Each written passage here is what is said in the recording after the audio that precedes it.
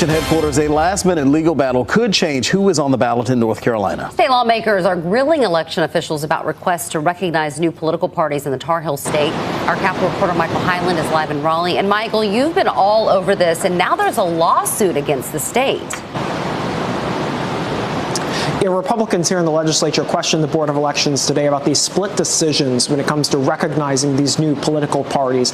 We also learned more about a criminal investigation underway. The presidential race in North Carolina could be decided by a small number of votes. The stakes are high as state election officials consider whether to recognize new political parties that would add candidates to the ballot who could pull votes from former President Trump and Vice President Harris. On Tuesday, Republican lawmakers held a hearing wanting answers from the State Board of Elections, whose leaders appeared remotely. I think this entire process is somewhat jaded and unduly influenced. The board, which has a Democratic majority, recently voted to recognize Robert F. Kennedy Jr.'s We the People Party and the conservative Constitution Party. They rejected a similar request from Cornel West's Justice for All Party. Republicans questioned why Justice for All got greater scrutiny than the other parties and suggested it was about politics. We want you to be thorough when you're going through these lists, but make sure it's uniformly thorough across all the candidates. The story with Justice for All is entirely different. Board Chair Alan Hirsch says a criminal investigation is underway regarding the party's efforts to gather signatures. Election officials say counties reviewing the signatures raised concerns, including finding signatures of leaders of other existing political parties. A spokesman for Justice for All says those leaders support the effort to get more parties recognized in North Carolina. 3 voters who signed the petition sued the state board Monday. I think instead we were doing our job, which was simply to see whether or not the statute was complied with. Attorneys who have represented the Republican leaders here in the legislature in recent election cases are now representing the voters who signed the Justice for All party petitions in this latest lawsuit. They want the judge to weigh in by the middle of August in time for when ballots are going to be set out to be printed. Live in Raleigh, Michael Hyland, CBS 17 News. All right, Michael, thanks. Hello and welcome to the Conservative Poet live stream. I am Amania and I am happy that you're here. So I played that clip that you just saw because I wanted to lay down the foundation of what we are dealing with. What we're dealing with, friends, is really voter suppression when you look at it, because Democrats say they are for democracy. And I want to lay it out that we are a republic. I know that, you know that, we know that, everybody knows that we are a republic. At least that's what we're supposed to be.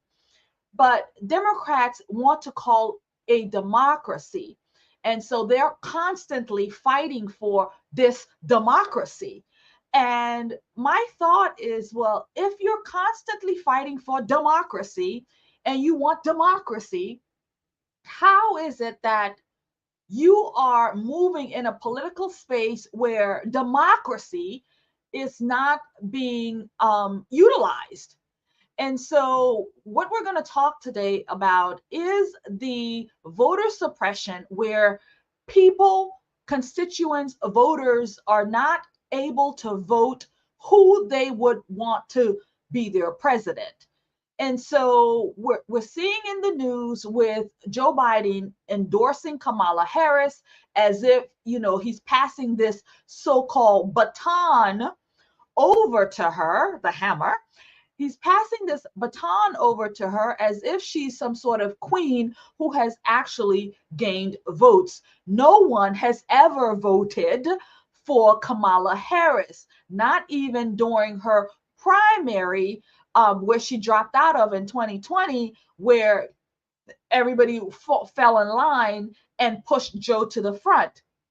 She never even got a vote. She dropped out before anybody casted a vote for her for president. So no one in America has actually voted for Kamala Harris to be president. But yet they are passing this baton over to her as if she is she's going to become president, and the people have no choice, no vote in the process. So how is this democratic or democracy when it comes to this? So that's what we're going to talk about. And so we're going to look at some of the candidates that ran for office in this cycle, but they were snubbed away. They were told to sit down. They were said to go somewhere because Joe Biden is going to be our nominee. And so many states did not, put these people on their ballots. Some of them did not even hold primaries because they said, Joe's the guy, go sit down. And so people are still fighting for that. We have other parties, for example, Robert F. Kennedy, who was a Democrat, who was running as a Democrat, but because his democracy, or republic, whatever you want, his democracy was being scuffled, he decided to go in as an independent because he couldn't get anywhere on the Democrat platform. So Robert F. Kennedy, who was a Democrat, went and registered as an independent in order to run. So he is still currently in the race. We also have the Libertarian Party, who has their guy in the race, who is still, I believe, in this race. And we had Miriam Williamson, who ran also, who was scuffled and told to sit down because Joe Biden is the guy.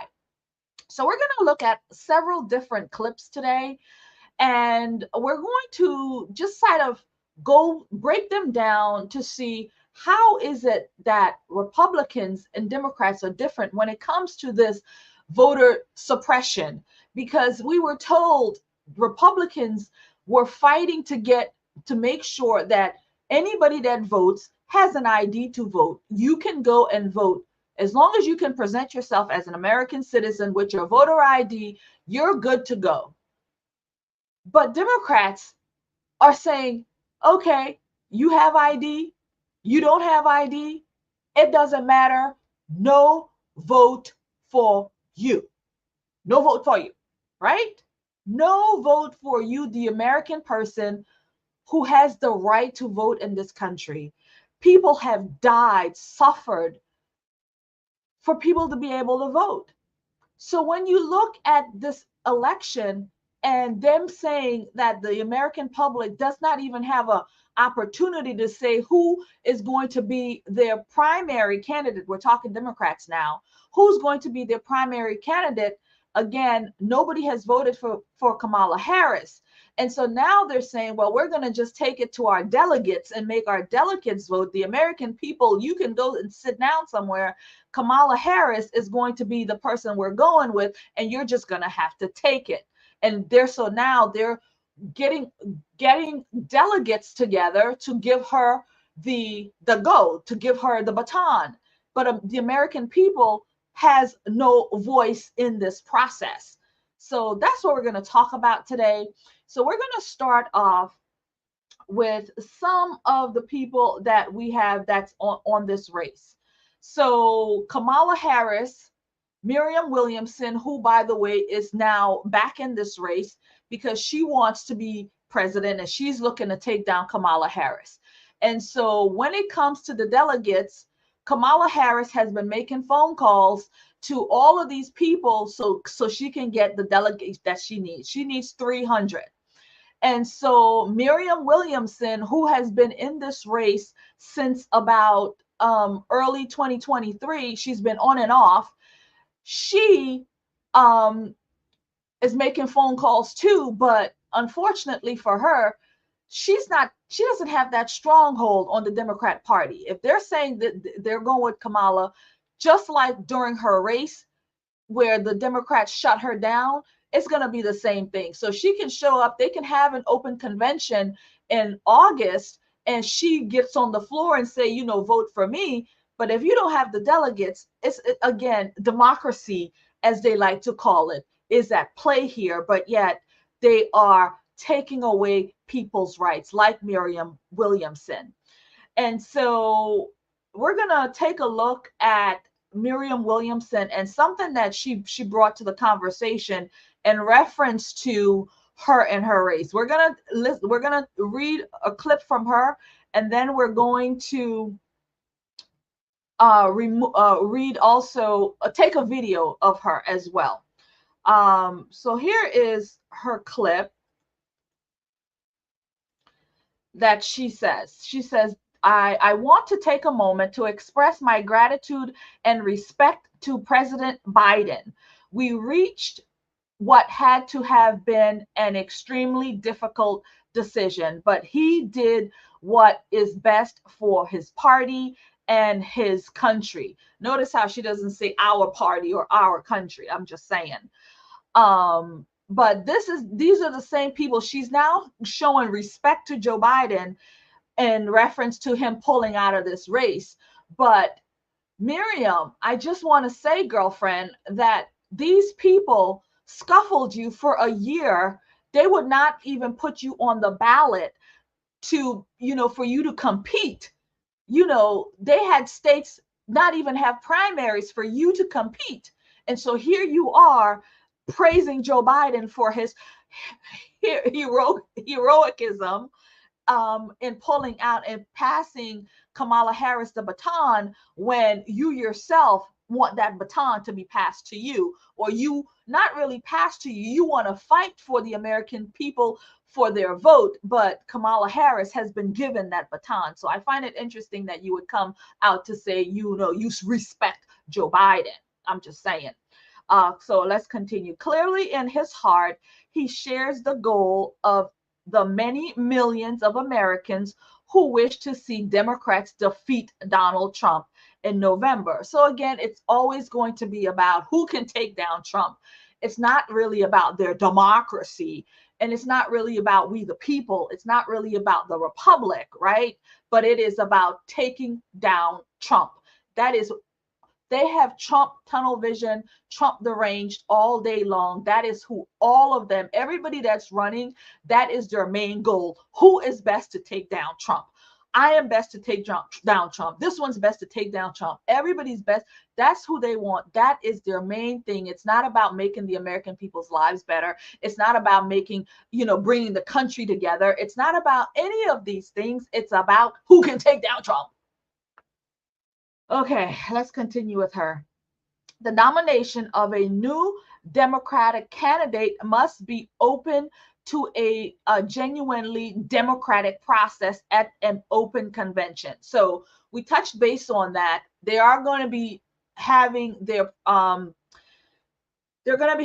convention, and so people want it to be an open convention where people can take place, can have a voice in this. But they're saying you need 300 delegates to get yourself done. And so Kamala Harris, the AP press has already come out here to say, I have a clip of that right there. They have already come out here to say that Kamala Harris, here it is, that Kamala Harris already has the 300 delegates that she needs for this, for her to get the baton. And so Miriam Williamson, who is not very popular, will not have that opportunity.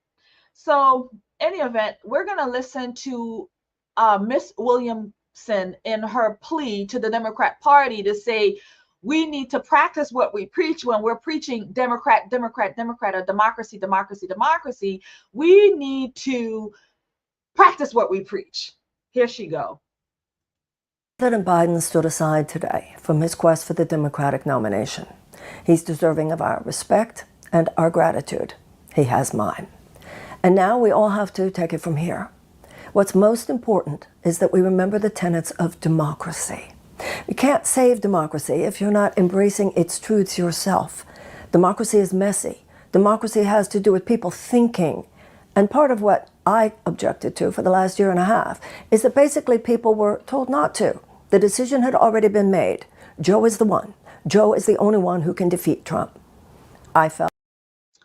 So, yeah, I did a video on her when she went to the Breakfast Club and brought out this hypocrisy again. They were told, like, other people could have run in this race, Elizabeth Warren, Pocahontas. They have other people, all the people that ran when they had a primary back in 2020. before they picked Joe. All of these people still has aspirations to be president, right? But out of all of them, the only person that redid this was Miriam Williamson. And she said she was told, you need to not do this. But because she supposedly has guts, I suppose, she went ahead and did it anyway. But they were told not to. Elizabeth Warren, all of these people were told, yeah, we're not going to do this. Joe Biden is our guy. He's going to stay our guy. So whatever aspirations you have, sit somewhere and shut up. That's what they told them. That there should be a real contest, that whoever felt like running, myself, Dean Phillips, Cenk Uygur, whoever, should be part of a dynamic, robust conversation, a serious primary by which voters got to think, where should we go from here? And now, already, they're up to the same old kinds of tricks. So many people are now saying, okay, now what we have to do is we all have to get behind Kamala. Now, Kamala Harris might be the best candidate. And if she is the best candidate, then she should debate me and anyone else who is coming up, anyone else who is saying that they think they would be best for the job.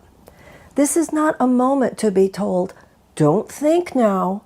Let someone else who apparently knows more do your thinking for you. And that is why it is so important right now that we not just fall in line the way we're being told to. We cannot. The way they fell in line in 2020 when they decided that Joe was the guy. Everybody, if you all remember that, it was bizarre how that all went down. I remember, I think it was like, was it North Carolina? I think it was like Super Tuesday. And all of a sudden, one by one, everybody started saying, we endorse Joe. We endorse Joe. We out of the woodwork. It was like in 24 hours, like Nancy Pelosi, Barack Obama, or the Clintons, whoever cracked the whip and said, Joe is who we're going with. And everybody, one by one, endorsed Joe Biden. It was mind-boggling how that went. And she did too. But when Joe came up for the re-election, none of them came up. They all want to run, but none of them did except for her. And now she's saying, we cannot sit back and let Kamala Harris, we cannot sit back and do this all over again. Like we did that in 2020. We did that in the beginning of this re-election term. We can't do it again. Like you can't tell us to just sit back and get on board with this. At least she's coming out here and saying that. All these people are not even saying that. All of these people were complicit in Joe Biden and his mental decline. They were all on board with this. At least she's brave enough to come out here and say something. Not just shoehorn in another candidate now. That is not democracy. That should not be the way of the Democratic Party. And if we do that, the American people will not be impressed, and the American voters will not put the Democrat in the White House in 2024. So I'm a candidate for this race. I hope that others aren't being told, don't run, we'll have you on the VP list, we'll make you a cabinet secretary if you just hold back now. Let's not play those games. Let's do what democracy is supposed to do. And all of the delegates who will now make this very, very important decision, I respectfully submit that this is not a time for you to fall in line with anything or anyone. It is time for you to think. And I hope that you will listen to me. I hope you will listen to whomever else is running and then vote your conscience. Well, that's the problem. Democrats don't vote their conscience. If they, well, maybe they don't have conscience, not all, some, pertaining to some of these things that they vote for. But I mean, this woman is actually making sense. She is saying, let's have, we're constantly calling democracy, democracy. Let us have our democracy work.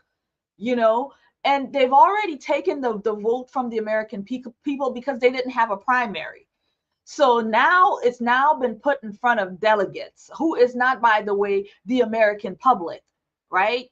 And so now she's saying, delegates, don't fall in line, vote your conscience, vote, don't just, vote for Kamala Harris because we're being told to. Like, have some gumption, have some balls, have some pride, have some, I don't know, conscience, I don't know, to get us through this. Because again, the American people is going to see through this. They did not give the American people a vote, and therefore come their convention, the delegates is going to make these decisions for we the people. How is that democratic? I want to tell you why I feel that I'm the one to win. Donald Trump has introduced a new era of politics. Any status quo politician, no matter how good they are, it's not going to happen. Okay, we're all just going to all get in line and there will be enough of us. There will not be enough of us.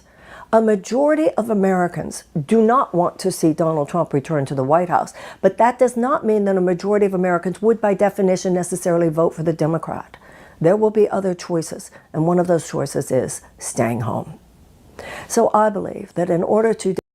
She makes a point.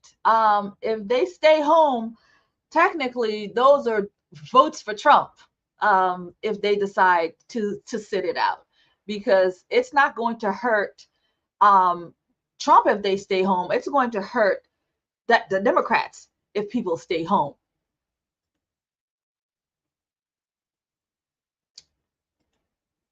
Now we all have to take it from here. What's most important is that we remember the tenets of democracy. You can't save democracy if you're not embracing its truths yourself.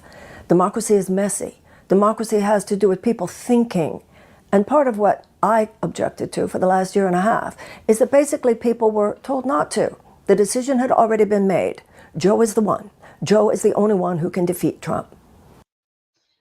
So thank you, Miriam Williamson, because she made some really, really great points there.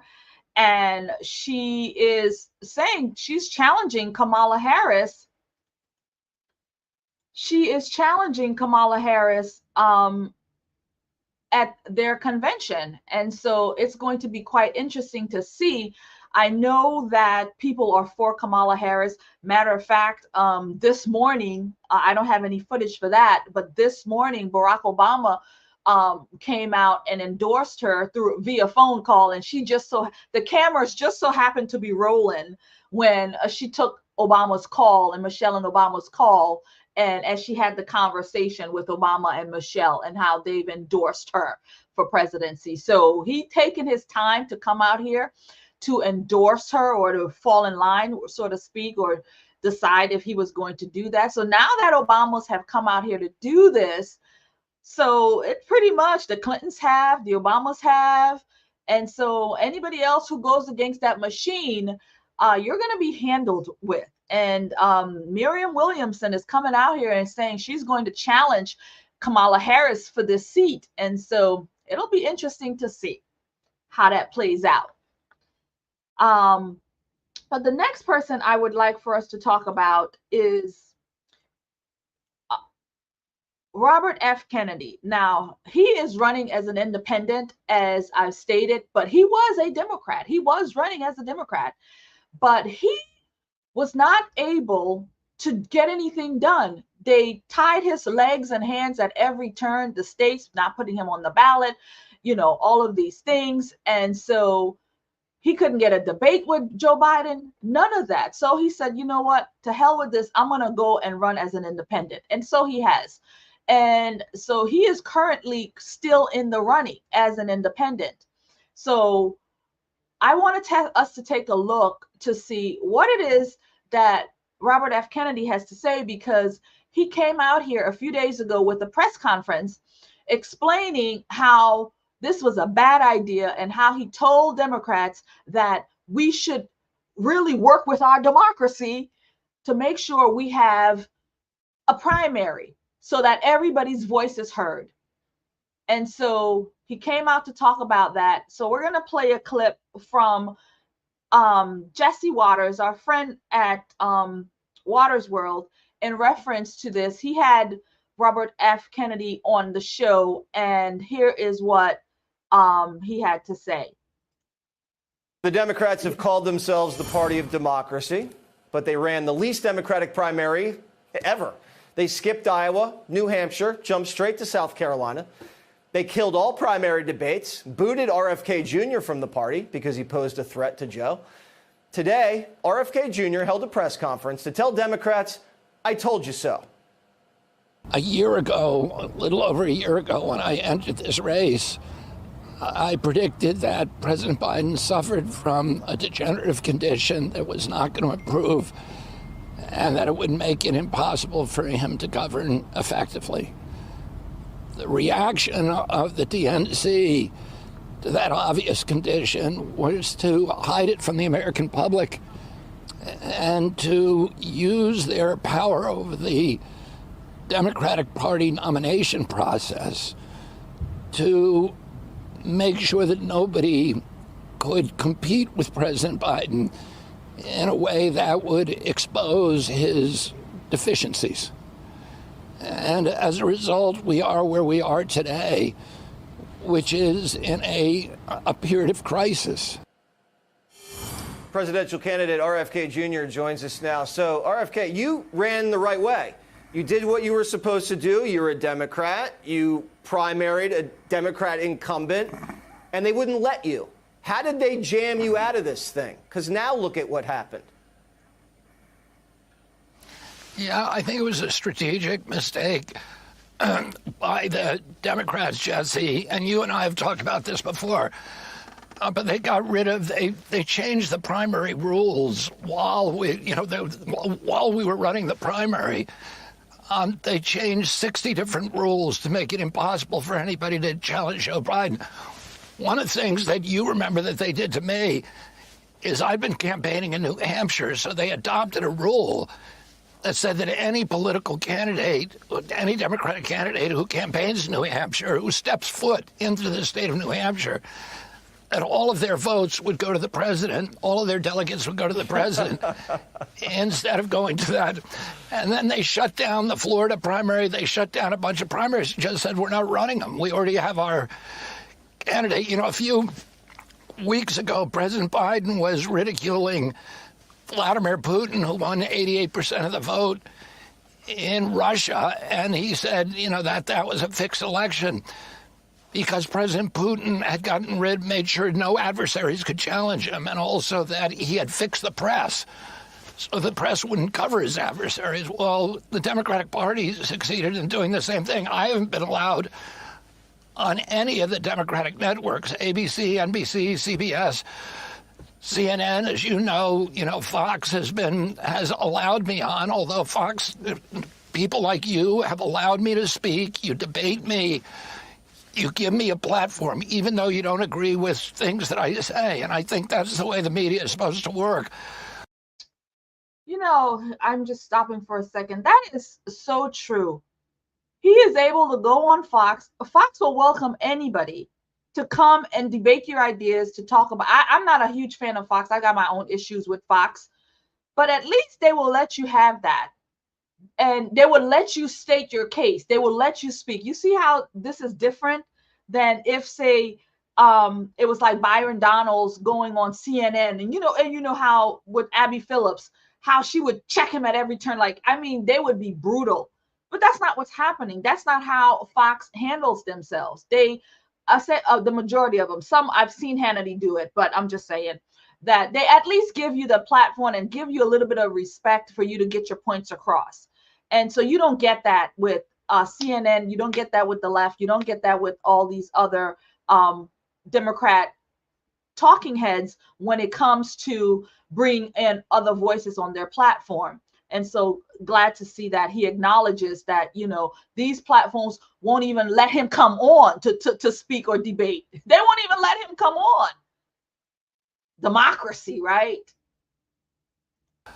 But the other media networks have forgotten about that. When you're playing with children, you just change the rules in the middle of the game and just kind of make it up as you go along. You can't do that when it comes to these high stakes. You know how things operate at conventions. There's been a long history of chicanery at these things. You've now have uncommitted delegates. Are we going to see bribery? Are we going to see quid pro quo? Are we going to see ambassadorships promised, donors greased? This is a sprint to grease as many delegates by mid-August as possible. Yeah, I think, some of that is bound to happen. I think most of those delegates are kind of mom and pop people. They're committed. Jesse brings up a very, very good point, because now that you're not really dealing with the public and voters voting the right way, it's these delegates who can be offered anything. Hey, vote for me because X, Y, and Z, I'll get your kid into this school, or vote for me, X, Y, and Z, I'll do this, or I'll appoint you this, or I'll bring, whatever the quid pro quo is, whatever the I'll vote for you, whatever gift it is that, this stuff is corruption. This is literally corruption. And our forefathers did not, I see that they put systems in place so things like this wouldn't happen. Look at what is happening. These people are trying to steal yet another election. This is how I see it. And they're taking votes away from their own people. They're taking the rights away from their own people. This thing is a cesspool for corruption. To Biden, they committed originally to Biden. His releasing them, I think a lot of them are probably idealistic people who want to see the Democratic nominee, or terrified of Donald Trump, who want to see the Democratic nominee succeed. But I don't, the indicators now, Jesse, is that the party elites are not really going to let go of the process. And we'll see what happens. The last time, there's a lot of similarities between this election and what happened with my dad's election in 1968. There was a war going on at that time that was very controversial and was very damaging to our country. There were protesters in the street. The convention was in Chicago, and my father, who was leading, got knocked out by an assassin's bullet, not by a resignation.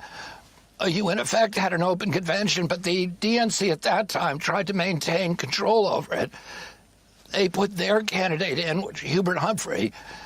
There was the convention became riotous, and the riots shocked the American public, and they didn't want anything to do with the Democratic Party after that. And I think a lot of people in the Democratic Party. Just to interrupt for a quick thing. Going back in history, this is probably something I'll maybe I don't know. Tell me in the comments if you would like for me to go back in history to pull this data of Kennedy and what he was saying about the convention and the shooting and the assassination and all of that, because these are kind of things that I really want to talk about on this channel in reference to where we've been and what's happened. So if we're learning from history, what he said there was a very important point. He said that the people, after they saw all of this from the Democrat Party, so what we're seeing now from the Democrats, it's not new. They've been at this a long time. They have been taking over democracy for a long time. They have been messing with democracy for a long time. And so they're not new at this. This is just another rodeo for them. This is just another, rodeo in this game for them. So he said a key thing there was that the people was like, we don't want this. We don't want you. And they revolted against the Democrats. Maybe history needs to repeat itself here, where we, the people, where the Democrats start to open up their eyes and say, yeah, we don't want to do this again. We are sick and tired of being told that we have a great economy when we don't. We're sick and tired of being told what we're seeing on the television with Joe Biden and his health is, we're seeing things. It's not really what we're seeing. It's we who are not really seeing these things, right? We're sick of being told by the media that Joe Biden is doing all this greatness or all this is great, and it's not. We're sick of that, and we need to revolt. And so with them pushing Kamala Harris down our throats, now they're coming out here and saying, well, she wasn't really the border czar. Oh, really? Oh, she wasn't in charge of the border. Or she didn't do this. She did not, support the riots and bailing people out. Those people were burning down the country. All of this stuff happened. But now they're trying to retract it and say, these things were not, she wasn't the border czar. She didn't say this. She didn't do this. She was a great VP. She did great work. So they're trying to retract history to try to paint Kamala Harris as this black queen, this black god who's descending from heaven to do what? Because she's got a vagina, because she's black, because she's immigrant. I saw a meme recently that said, you know, before she was Indian American or first Indian American, and now that's gone out the window. She's no longer first Indian American. She's now the first black. So now they've changed. They're trying to change who she is and what she is to push their narrative. And it's ridiculous. Again, we the people need to revolt like they did back then, when the Democrat Party, when the people said, you know, we don't want this, is what we need to be doing now. Probably should look back to what happened in 1968 and take some caution from allowing the party elites to continue to exercise control over their choices. That would be good, sage advice from RFK Jr. And we will be, Jesse Waters Primetime in Chicago, covering the DNC, and now it just got a whole lot more interesting. RFK Jr., good luck. Thanks for having me, Jesse. So thanks, Jesse. So there you have it. The Democrat convention, this is what's going to happen. I'm wondering, is he even allowed to be there? Robert F. Kennedy, being that he's now an independent, is he even allowed in the room? I don't know. That's an interesting, that's a thought. I don't know. So that's where we have it. Again, these people all about democracy, but yet keeping Miriam Williamson off of it, keeping RFK Jr. off of it. These are Americans who wants to take their shot, right? They want to take their shot at the presidency, but Democrats in power say, no vote for you. With that, we're going to take a commercial. I'm going to do that right now. And I'm going to play you a quick commercial brought to you by the Orlando Patriot. Hello, fellow Patriots. I am so proud to announce our new line of patriotic candles. They come in 5 different scents. They are amazing scents. If you are a candle person, or if you know somebody who is a candle person, then you know we live by candles. And this would make an amazing present, a gift for anybody you know. This is a great product, very well made, lovely scents, and they are soothing and comfortable and patriotic, just in time to light them up for the 4th holiday, just in time to burn for freedom. And that's what we're going to do. We're going to burn them and light them up for freedom. So go to OrlandoPatriot.com and get yourself 30% off right now.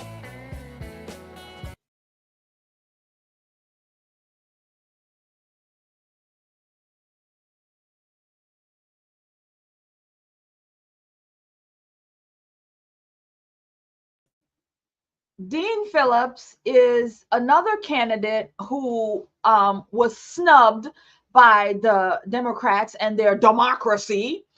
You know, he is a millionaire. Let's read real quick. Dean Phillips, a little-known U.S. congressman from Minnesota, announced in October he would mount a long shot challenge to Biden because he does not believe the president can win another term. The 55-year-old millionaire businessman and gelato company co-founder announced his bid in a minute video posted online saying, "We've got some challenges.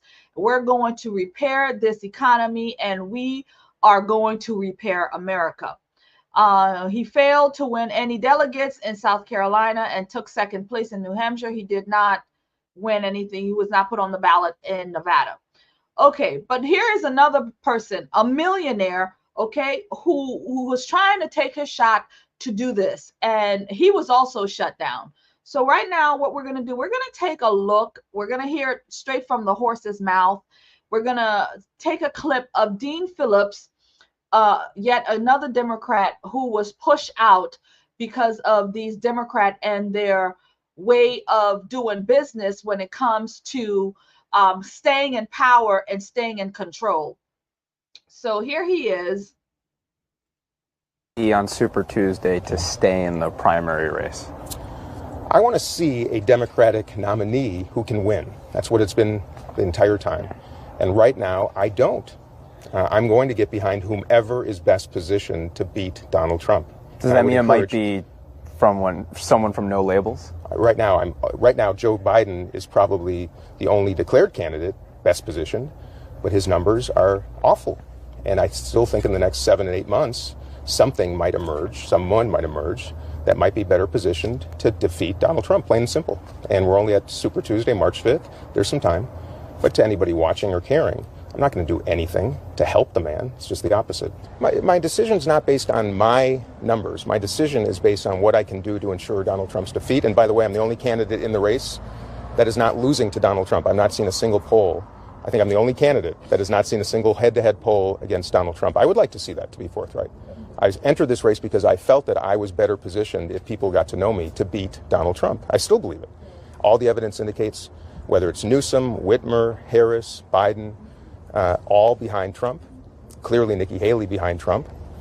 Clearly RFK, Cornel West, and Jill Stein behind Trump in every poll I've seen. Not seen a head-to-head poll. I would like to see one. I think that'd be important before I make a final decision. So you're not going to get your shot, friend. So, friends, I wanted to share real quick. Here is from Ballotopia, and this tells us everybody who ran during this cycle. So I want to focus right now on the other candidates. And I also want to focus on when you look at the Democrats and then all of the different Republicans. I think I will switch this layout. No. Yes. So when we look at them, and when you look at all of them, look at the slew of Republicans, right? All of these. This guy, Ryan Binkley, Doug Burgum, Chris Christie, Ron DeSantis, Nikki Haley, Asa Hutchinson, Larry Elder, Will Hurd, Perry Johnson, Mike Pence, Vivek Ramaswamy. You know, we love him. Tim Scott, Corey Stapleton, Francis Suarez. All of these were Republicans who ran, right? And they had a primary. We all saw it because CNN covered it. There was about 4 different primaries, I believe, 4 different debates. So when you say that Republicans are stifling the vote, the Republicans are taking away choices from people, the data right here doesn't seem to say that, right? It said that all of these Republicans took their shot to be the nominee, right? But when you look at the Democrats, Joe Biden, Dean Phillips, Kamala Harris, Williamson, the only people that got a shot was Joe Biden, because all of these people were stifled. They were put somewhere and they couldn't really participate in the democracy, right? They couldn't participate in the democracy. And so, but there are others as well. We had other candidates, Jill Stein, Randall Terry, Cornel West, who were different parties, right? Jill Stein, the Green Party, the Constitution Party, and Cornel West, an independent. So, and I think he has his own party, but we're going to get to that in a minute. So here we have, this is the layout of what it is. Robert F. Kennedy, again, Chase Oliver, Libertarian, and so on. But when you look at this, who is really stifling people's votes? When you look at this and you see the slew of Republicans who are able to take their shot when the Democrats did not give people the opportunity to take their shot. So again, who is really voter suppression here?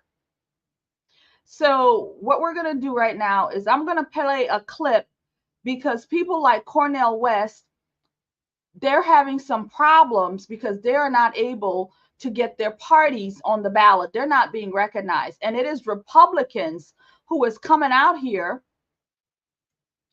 It is Republicans who is coming out here and saying that we need to understand why they are not being given their shot. Again, the party who is supposedly racist and who is supposedly, hate blacks and hate minorities and hate this and hate that, but they're the ones currently fighting to say, we need to understand, why aren't you letting these parties be a part of the democracy?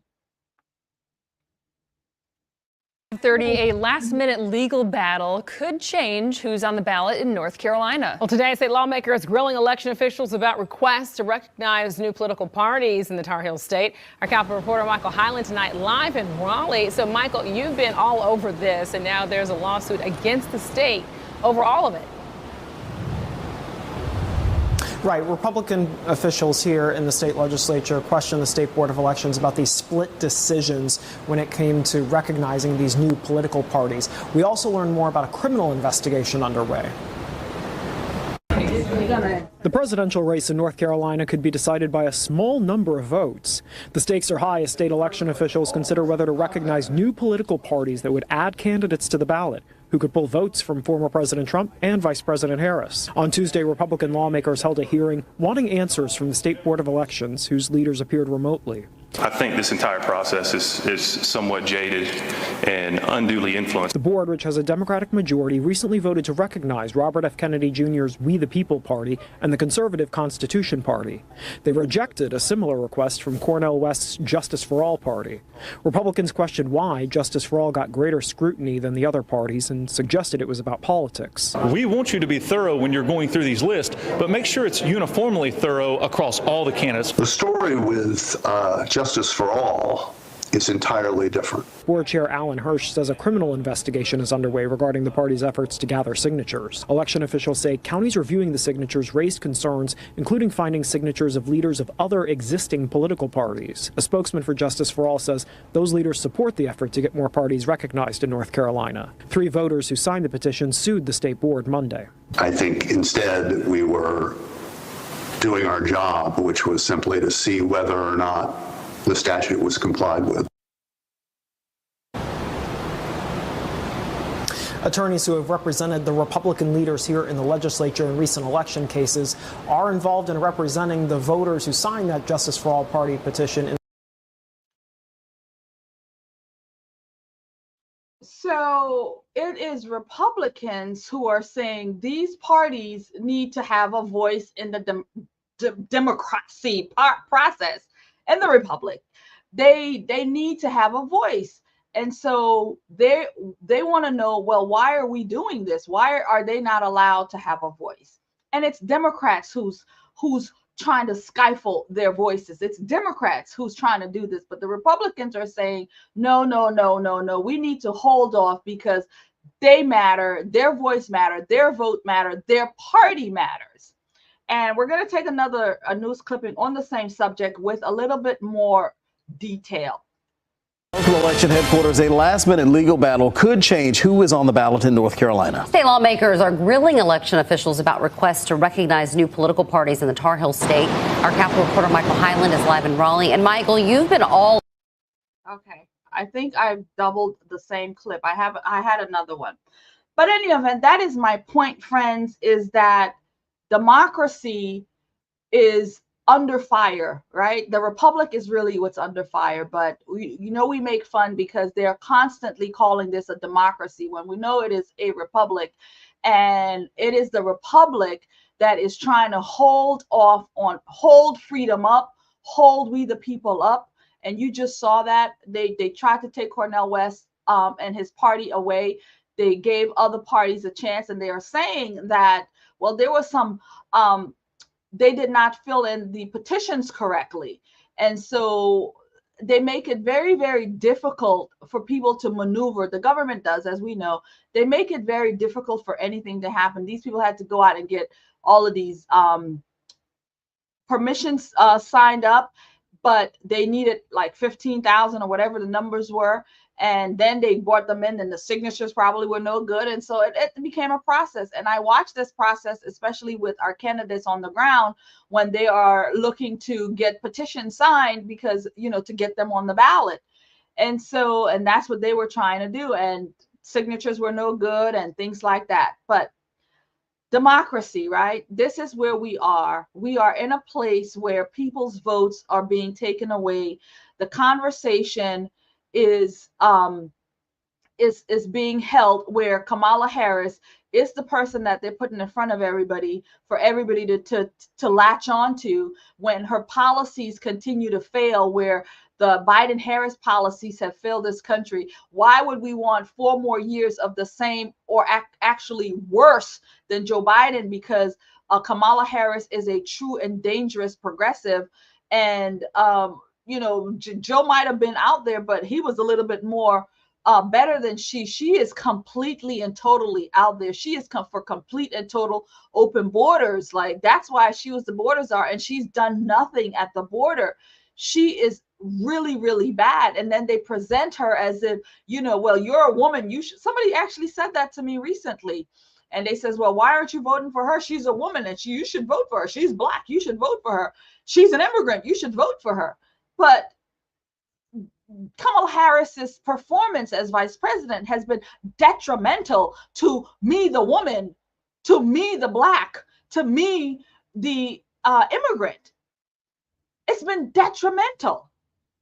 I mean, they tell you the sky is green and you're supposed to say, okay. The sky is black, you're supposed to say, okay. Whatever they tell you, you're supposed to go along with. No, I'm not with her. I'm not with Kamala. I'm an independent thinker who can see through the BS. You know, this identity politics is what they're trying to push, you know. Oh, she's a woman of color. Now she's this and she's that. You need to vote for her. Everybody needs to vote for her. No, we don't need to vote for her. What is her policies? What is good thing that's coming out of her? There's nothing coming out of her. She's all about kill your baby, kill your baby. These are the things that's detrimental to the Black population, who is stagnant at 13%. Death happens in the womb. Kamala Harris is running on abortion. She's running on killing babies. She's running on genocide in the womb for Blacks. Like, why would Black people vote for you? But they don't see it the way I see it, right? They don't see it that way. Oh, our rights to kill. We want our rights to be able to kill. And so we want to vote for Kamala. And again, emotions, right? That they're voting for identity and emotions. What about her policies? What policies does she have? Her policies is open border. We don't want that, right? Her policy is killing babies. We don't want that. What good policies does she have for the American people? She has none. So that's where we're going to leave it, friend. Thank you so much for taking the time and being with me. I have one person left. Thank you. 2 people. Hello. Thank you for coming by. So we've had a great conversation today. If you didn't get to see it, please go back and watch the replay, because I think it was a very important conversation to have, to lay out, you know, these candidates, these Democrat candidates who's been snubbed out of their shot to become president, or at least to be the nominee, and then to look at the Republicans and what they've done when it comes to asking questions in reference to why are some parties are not on the ballot being made open to the people. The people should have a choice in who they vote for. You can't just simply take that away. That is the true voter suppression. That is the true voter suppression right there, is what the Republicans are saying. We need IDs. The Democrats are saying you can have your ID. You can be an American, you can be an illegal, whatever it is, you have no vote, period. And there's a difference. Democrats say no vote for you, and Republicans say, yeah, you need an ID. And so what is worse? I pose the question, what is worse? No vote at all, or get an ID and vote? It's a simple question. Let's talk about it in the comments. So friends, thank you again for coming by and being with me. And I normally do my live streams at night, but this was a good opportunity to come on in the morning during the day. So I'm playing around with different times to see which times is going to really be good for me to do the live streams. And I'm going to be focusing on that. So this was a good morning. I had a few people come by, so it was good. So we're just playing in the waters to see how doing a live stream during the day is going to work for me, or at least in the morning. So because sometimes it's really difficult for me to do lives in the evening because I have so many political events to go to in the evenings. And I'm working a campaign. We've got events, we've got so many things, and of course I'm part of so many clubs. So there's a lot, and all of these things happen at night. So it's really hard for me to go to a different event and then come home and live stream, because by then I'm just like, I'm over it. But if I can get it out early during the mornings, where I have open availability, I'm thinking of doing that. And so instead of, doing them at night, I can do them at this kind of hour, morning, afternoon, like that. So anyway, just thinking about my plans, y'all, thinking about my plans. Thanks again for coming by. God bless you and keep you. I'm going to bid you a good day wherever you are, and I'm going to put on my exit music right here.